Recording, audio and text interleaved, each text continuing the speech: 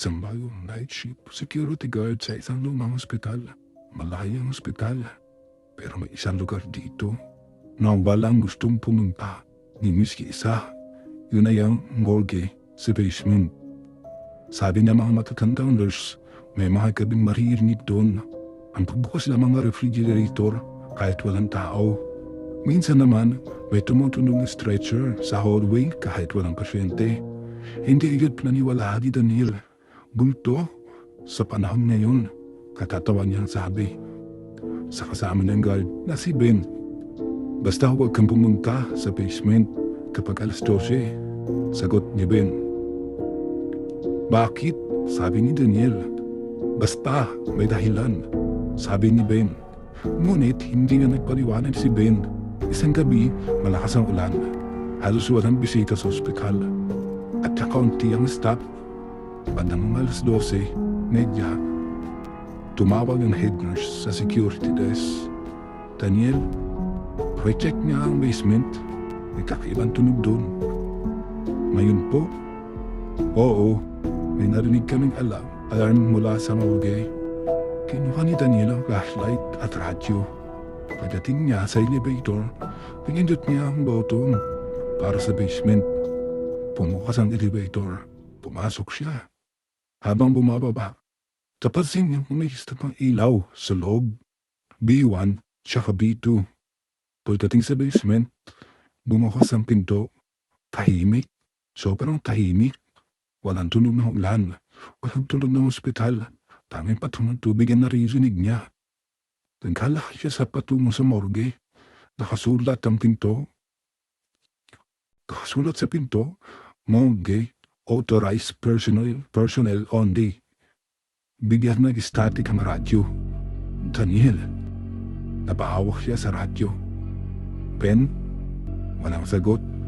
Muli niya narinig ang boses. Daniel, pero alam niyang hindi yun galing sa radyo. Galing yun sa loob ng morgue. Dahan-dahan niyang binuksan ang pinto.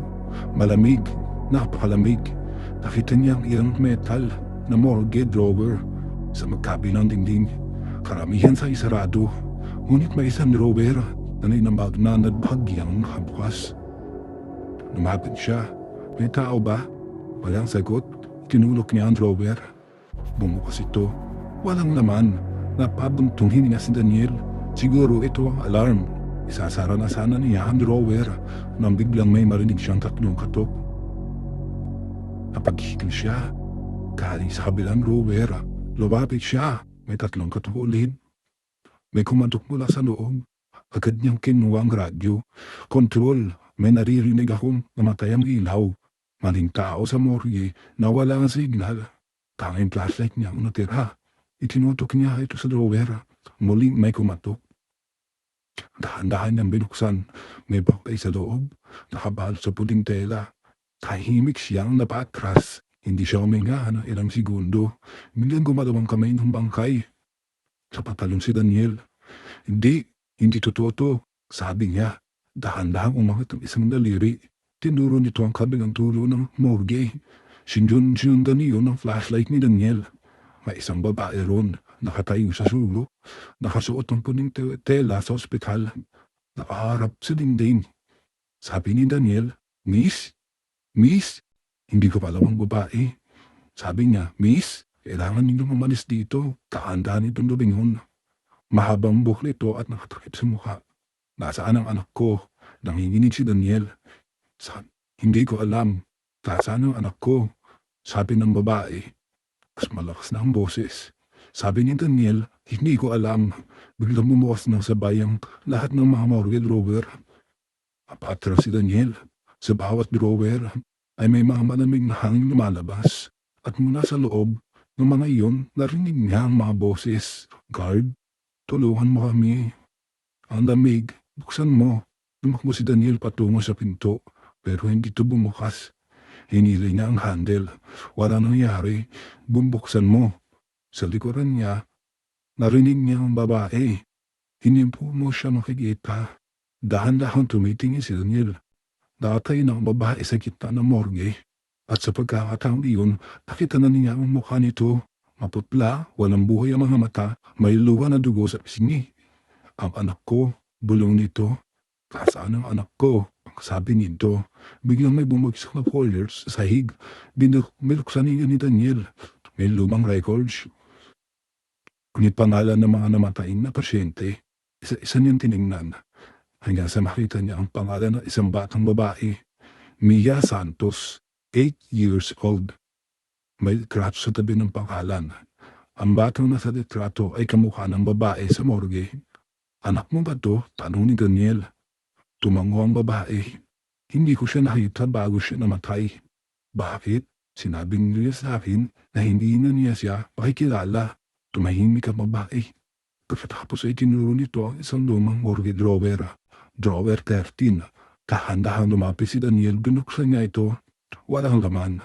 Pero may maliit na kahon sa loob. Binuksan niya ito. Isang lumang bracelet ng bata. May nakasulat, Mia. Simulang umiyak ang babae.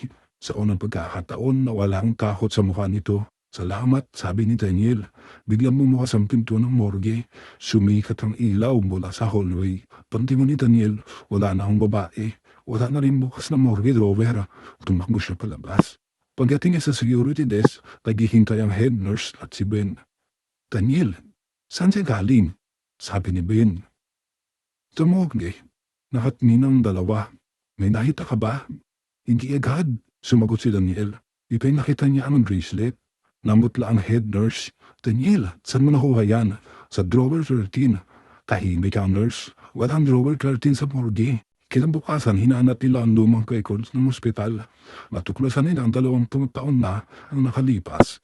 May isang batang babae na namatay sa ospital. Ang pangalan niya ay Mia Santos. Ang kanyang ina ay hindi kailanman nakita. Ang katawan ng anak dahil sa isang pagkakamali sa record. At ayon sa mga lumang dokumento, ang ina ni Mia ay palagi bumabalik sa ospital tuwing gabi upang hanapin ang kanyang anak. Hanggang isang araw matagpuan siyang patay sa basement. Mula noon sinabing may babaeng kumagala sa morgue. Makalipas ang ilang linggo, nag-resign si Daniel. Bago siya umalis, walang beses niyang dumaan sa basement. Tahimik na ang morgue. Wala nang kakaibang tunog. Habang papasok siya sa elevator, may narinig siyang boses mula sa likuran. Daniel, nginto siya. Hindi siya lumingon. Salamat sa paghanap sa anak ko. Pumikit siya. Bukas ang elevator, pumasok siya at pinindot ang ground floor. Bago magsarang pinto, nakita niya sa dulo ng hallway ang isang batang babae na angiti. Suot ang maliit ang bracelet na may pangalang Mia.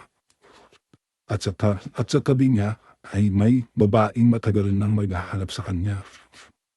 Magkahawak ang kanilang kamay. Unti-unting naglalaaw ang dalawa sa dilim. Mula noon, wala nang nakarinig ng mga katok mula sa morgue. Pero may isang bagong kwento ang mga guard. Kapag may bagong security guard na napapadpad sa basement ng mag-isa, minsan ay may naririnig siyang dalawang boses. Salamat. At bago tuluyang mawala ang tunog, may isang batang boses na bumubulong. Huwag kang matakot, guard. Hindi na kami mag-isa.